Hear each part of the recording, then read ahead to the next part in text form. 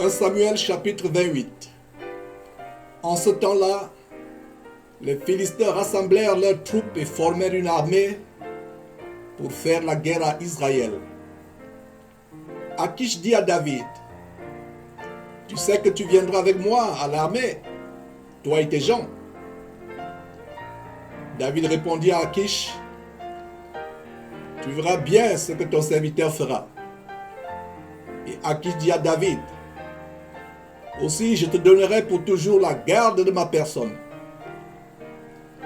Samuel était mort. Tout Israël l'avait pleuré et on l'avait enterré à Rama dans sa ville. Saül avait ôté du pays ce qui évoquait les morts et ce qui prédisait l'avenir. Les Philistins se rassemblèrent et vinrent camper à Sunem. Saül rassembla tout Israël et ils campèrent à Gilboa. À la vue du camp des Philistins, Saül fut saisi de crainte et un violent tremblement s'empara de son cœur. Saül consulta l'Éternel et l'Éternel ne lui répondit point, ni par des songes, ni par l'Urim, ni par les prophètes.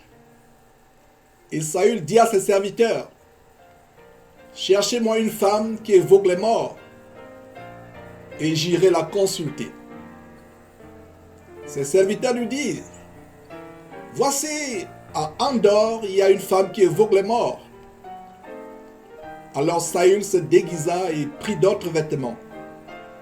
Et il partit avec 2 hommes.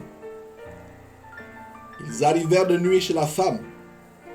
Saül lui dit, « Prédis-moi l'avenir en évoquant un mort, et fais-moi monter celui que je te dirai. » La femme lui répondit, « Voici, tu sais ce que Saül a fait, comment il a retranché du pays ceux qui évoquent les morts et ceux qui prédisent l'avenir. Pourquoi donc tends-tu un piège à ma vie pour me faire mourir? » Saül jura par l'Éternel en disant, « L'Éternel est vivant, il ne t'arrivera point de mal pour cela. » La femme dit, « Qui veux-tu que je te fasse monter? » Et il répondit, « Fais-moi monter Samuel. » Lorsque la femme vit Samuel, elle poussa un grand cri et elle dit à Saül, « Pourquoi m'as-tu trompé?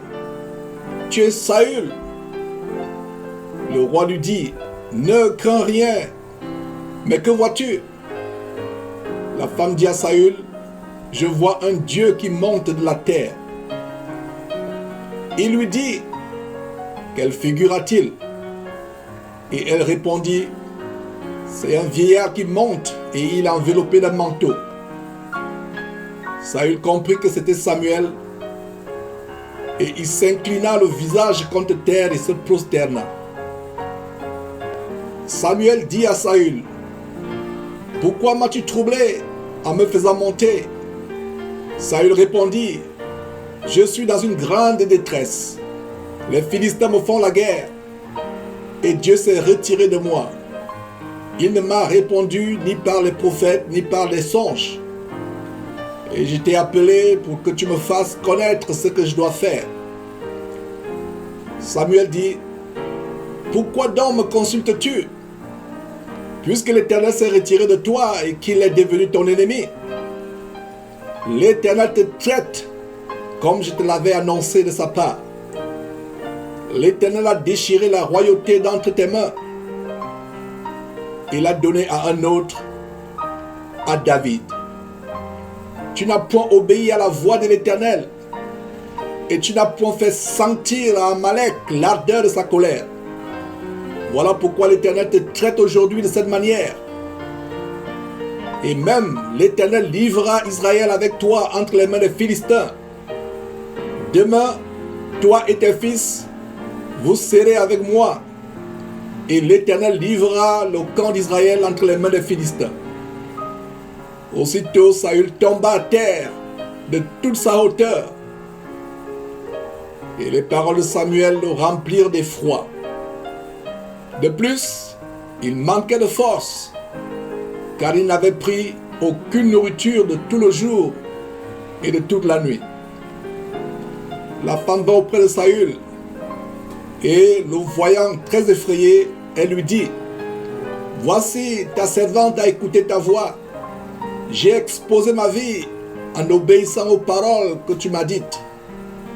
Écoute maintenant, toi aussi, la voix de ta servante, et laisse-moi t'offrir un morceau de pain, afin que tu manges pour avoir la force de te mettre en route. » Mais il refusa et dit, « Je ne mangerai point. » Ses serviteurs et la femme aussi le pressèrent, et il se rendit à leur instance.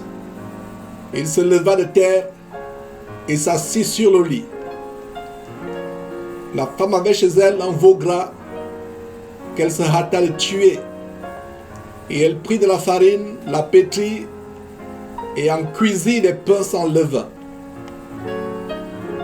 Elle les mit devant Saül et devant ses serviteurs, et ils mangèrent. Puis s'étant levés, ils partirent la nuit même.